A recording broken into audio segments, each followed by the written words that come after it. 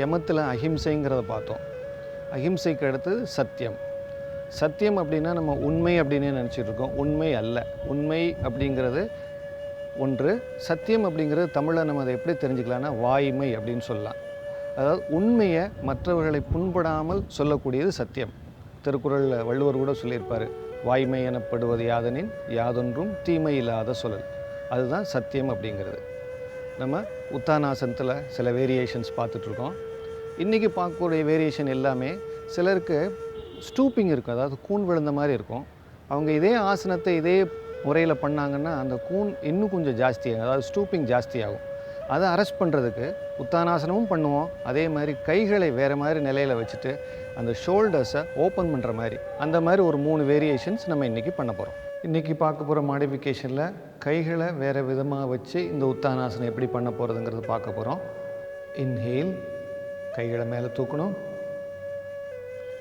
Exhale, bend forward, கைகளை sweep பண்ணி பின்னாடி முதுகு பக்கம் எடுத்துகிட்டு போகணும். நெத்தி கால்களை தொடணும். இன்ஹேல், மெதுவாக மேலே வரணும், கைகளை ரிலீஸ் பண்ணிட்டு அப். எக்ஸேல், லோவர் தான், கைகளை கீழே கொண்டு வந்துடணும். இப்போ அடுத்த மாடிஃபிகேஷன் பார்க்கலாம். இப்போது கைகளை பின்னாடி எடுத்துகிட்டு போயிட்டு விரல்களை கோர்த்துக்கணும். Lock the finger, turn them out, பின்னாடி நல்லா ஸ்ட்ரெச் பண்ணிக்கங்க.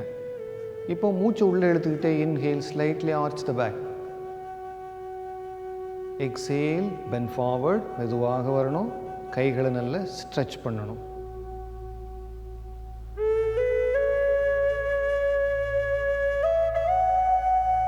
இன்ஹேல், மெதுவாக மேலே வரணும்.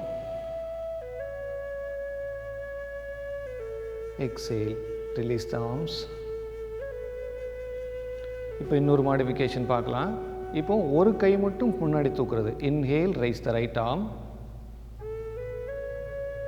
Exhale, bend forward. அடுத்த கையை பின்னாடி வச்சுக்கலாம். Go to the position.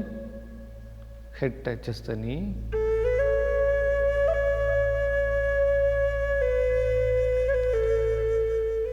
Inhale up, come up, மெதுவாக மேலே வாங்க, மூச்சு இழுத்துக்கிட்டே. Exhale, lower the arm, release the left arm.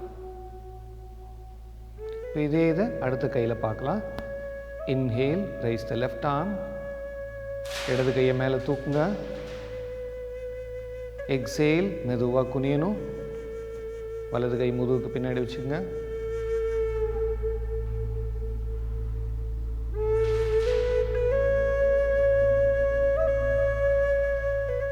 Inhale, மெதுவாக மேலே வரணும்.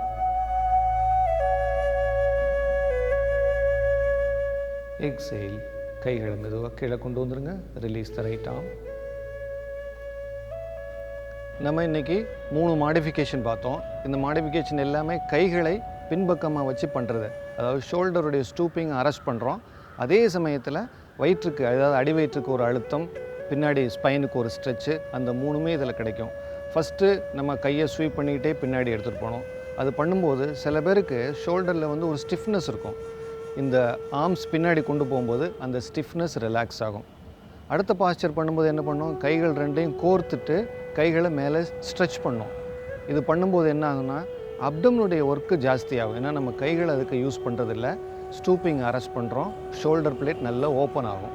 அடுத்தது ஒரு கையை மேலே தூக்கிட்டு பண்ணோம். அதாவது சில பேரால் ஒரு கை தான் தூக்க முடியும், 2வது கை அந்த அளவுக்கு தூக்க முடியாது. அதனால் எவ்வளோ தூரம் அவங்களால முடியுமோ அந்த கையை தூக்கி இந்த உத்தானாசனம் பண்ணோம்.